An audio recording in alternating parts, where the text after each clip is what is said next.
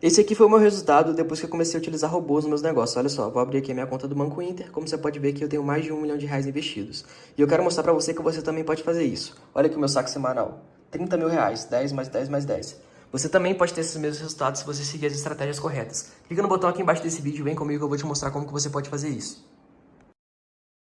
E, e aí, como que eu fui parar no sono, né? Acho que foi essa a pergunta que você Não, me fez. então você é psiquiatra. Sou psiquiatra.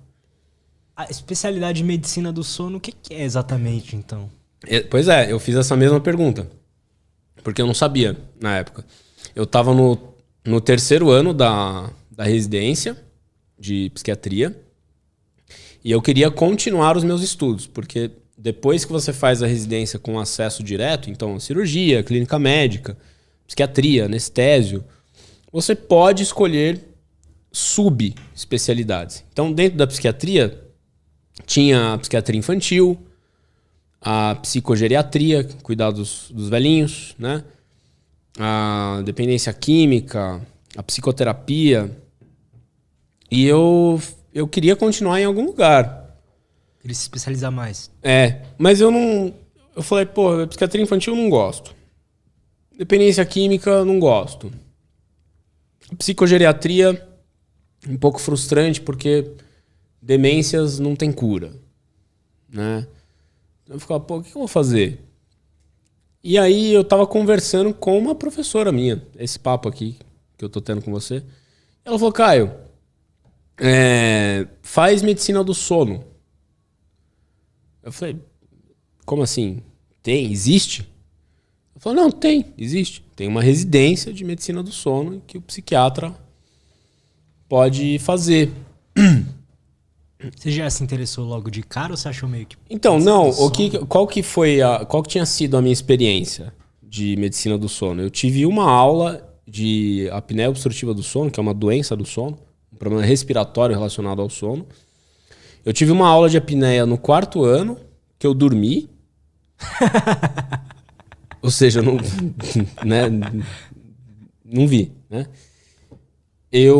Aí na residência, no R2, no segundo ano da residência, tinha um professor nosso que ele falou, vocês vão pegar o DSM, que é o Manual Diagnóstico de Psiquiatria, né? Vão pegar o DSM, cada um vai fazer uma parte, um seminário dos grandes grupos, né, de doenças psiquiátricas. Então, sei lá, tinham grupos que iam fazer sobre as psicoses em geral, tinham outros que vão falar sobre transtorno de ansiedade, transtornos depressivos. Cara, e no dia dessa divisão, eu não sei, eu acho que eu tava doente, eu faltei, eu não fui. E todas as pessoas foram escolhendo os temas. O que tinha sobrado pro cara que faltou? Sono. Então, aí eu tive que estudar sono. Pra você ter uma ideia, eu não sabia que no DSM tinha uma seção sobre transtorno de sono. X. Aí eu falei, nossa, interessante isso aqui. Fiz o seminário e tal. E engavetei aquilo. Aí no terceiro ano da residência, essa professora voltou com esse papo. E aí eu comecei a pesquisar o que era a medicina do sono como carreira, como especialidade, né? E aí eu fui, de novo, eu fui conhecer aonde tinha, fui em Ló, mandei e-mail, falei, eu sou o Caio, eu quero conhecer o serviço, aí a residência, como é que é, pau. Na época só tinha dois, aqui em São tinha a Unifesp, a Universidade Federal de São Paulo, no Hospital São Paulo, e no Hospital das Clínicas. Fui lá, conversei com os professores e tal. Eu falei, cara, esse negócio aqui acho que é legal, negócio legal. Porque é multidisciplinar, né?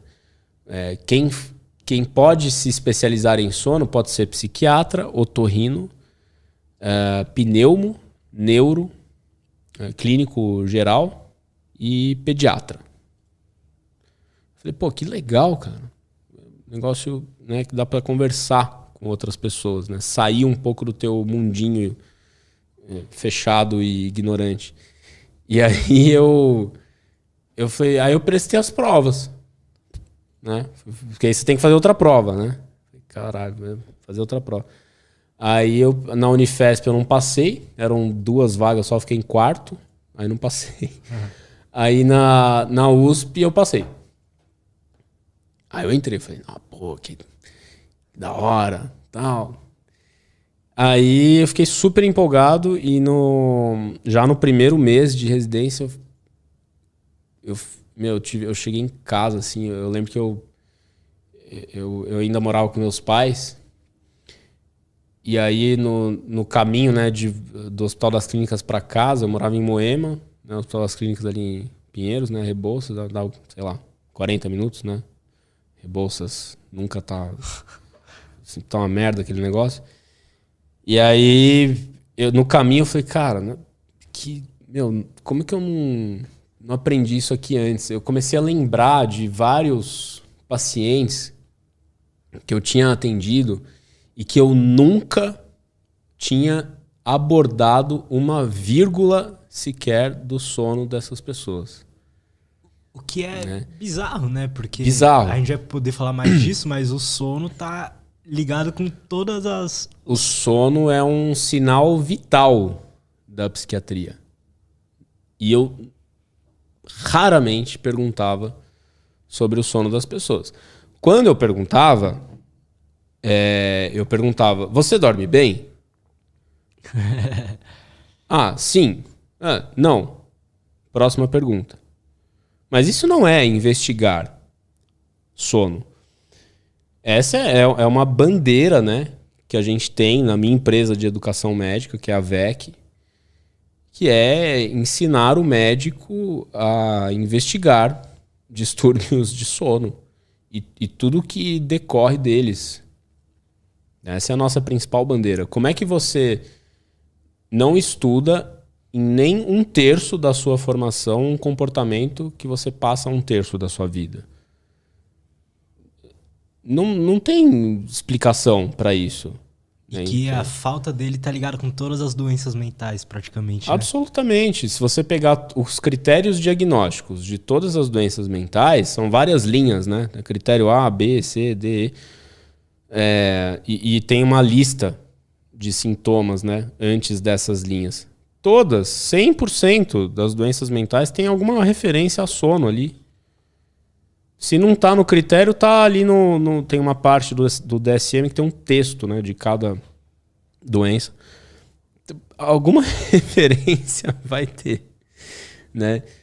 Então, e é interessante porque eu vivo, porque esse processo ele ainda está em andamento. Essa nova geração de médicos que tem encarado a muito custo, que tem aceitado investigar o sono nas pessoas. Né? E eu acho que as residências de medicina do sono têm um papel fundamental, porque é diferente de você fazer uma pós-graduação em sono. Eu não estou falando que a pós-graduação de sono é ruim. Eu estou falando que a experiência é diferente, não tem nem como você comparar. Residência médica, você fica o dia inteiro no hospital. Você entra às 7 da manhã, sai às 7 da noite. Lógico, tem dia que você sai mais cedo e tal, porque não é uma subespecialidade. É lógico que não é tão assim, intenso igual uma residência de psiquiatria, mas é de segunda a sexta, das 7, 8 da manhã até 6 horas da tarde, 7 horas da noite. E a pós-graduação é um final de semana por mês durante 1 ano e meio. Então não tem como você comparar. Por mais que você queira comparar, não tem como você comparar, entendeu? E eu sou muito a favor da clínica. Você aprende com a clínica, você não aprende lendo artigo. O artigo é necessário, mas a realidade clínica é a que vai te ensinar a atender pacientes. Senão você vira um teórico. E tá tudo bem ser um teórico, tem muita gente que escolhe ser teórico. Aí você vai pesquisar, então. Eu sou um teórico, eu sou um pesquisador. É maravilhoso isso. Eu gosto de pesquisa, eu acho super interessante. Um dia eu ainda vou fazer meu doutorado. Mas eu acho que a prática clínica é insubstituível para você ser um bom médico. Se você quer ser um bom médico, você tem que ser um bom clínico. Você não pode ser um teórico. Agora, tem teóricos... Eu tô falando teórico aqui, não é uma nomenclatura... É uma nomenclatura que eu tô usando aqui agora, tá? Só para... Mas você tem pesquisadores que são bons clínicos? Sim. Eu conheço vários. Vários que me ensinaram, inclusive. Mas nem todos são assim. E você tem bons clínicos que são péssimos pesquisadores, entendeu? Porque não dá, cara. É muita coisa pra você fazer. Não dá pra você ser bom em tudo. Aham. E tem gente que consegue unir muito os dois. Eu sou meio dessa vibe, assim. Eu acho que se eu conseguir unir os dois um dia... Puta, aí eu acho que eu vou chegar no meu Olimpo, assim. Porque eu acho... isso que é legal da medicina, né? Você pode transitar ao longo da tua vida por várias áreas, né? E dentro da comunicação, da produção dos nossos cursos, da VEC, que é a nossa empresa de educação médica, eu consigo me realizar. Aham. Porque eu consigo transmitir para os meus colegas médicos informações difíceis de uma forma que eles apliquem facilmente na prática clínica deles. Eu tenho aluno do Brasil inteiro. Eu tenho aluno fora do país. E a gente recebe feedbacks assim, cara, eu nunca vi uma aula de fisiologia do sono tão clara como a sua. Porque eu acho que eu tenho essa habilidade. Eu pego um artigo científico com aquele monte de número, aquele monte de informação, aquelas estatísticas que nem os estatísticos entendem, e eu consigo criar um significado pro cara que tá lá atendendo na UBS da puta que pariu, entendeu? Porque a informação tem que ser útil para as pessoas. E é isso que eu fico um pouco puto com congressos médicos que ainda seguem um modelo muito tradicional. Eu acho que a academia, ela se distancia um pouco da sociedade. Eu acho que para que a gente consiga, né, que as pessoas realmente deem importância para o sono, tanto pessoas leigas quanto médicos, o conhecimento tem que ser democratizado. Ele não tem que ser exclusivo de um grupo seleto de médicos que estudam o gene do cromossomo. E que pagam a revista tal. Então, Fica muito, né, nichado quem tem acesso aqui. isso funcionava na época do meu avô. Meu avô é médico. Faleceu. Em 2019 ele faleceu. Então, a medicina passou por isso. Mas hoje não dá para ser mais assim. Né? Você pega você vai entrevistar um recém-formado hoje, o cara tá com... As pessoas estão procurando... Eu acho que isso não acontece só com medicina. As pessoas estão cada vez menos preocupadas com títulos, com grandes instituições. Não, elas querem a informação que vai ser útil para elas. Isso eu acho maravilhoso. Então, tanto é que as instituições mais tradicionais, de renome, elas estão revendo os processos. Porque elas estão vendo que elas estão perdendo espaço para muita gente boa, que está fazendo muita coisa boa, e elas estão perdendo espaço.